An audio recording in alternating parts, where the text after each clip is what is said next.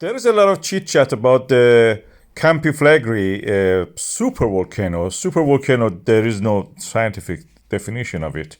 There is a lot of volcanoes around the world. A few of them is out of the Ring of Fire, and this one in the Italy is supposed to cause a disaster. We see several craters around it, but what we are talking about is a big caldera.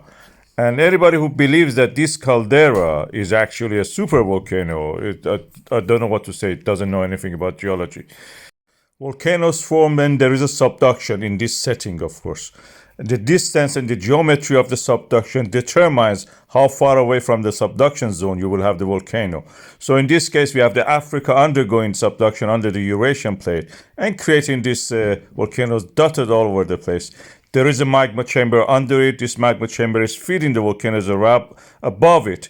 But it doesn't mean that the whole area is a supervolcano. It means the magma chamber is very big and flat. We have terms for it in geological terms. Those nothing to do with it being eruptive sequence. You just have something that is inflates. Then when deflates, you will see this kind of caldera-shaped structures around it. Most of what you see is American jingoism, unfortunately.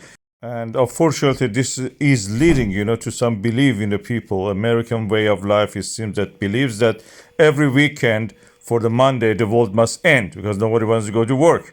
So they have this apocalyptic waiting all the time for them to happen. They wish something to happen, probably finish their misery of the life. I don't understand this. There is no supervolcano here. Every now and then, this kind of news comes, and people try to actually popularize this. This is from 2019. You see, they were telling exactly the same thing, and it didn't happen, as we know.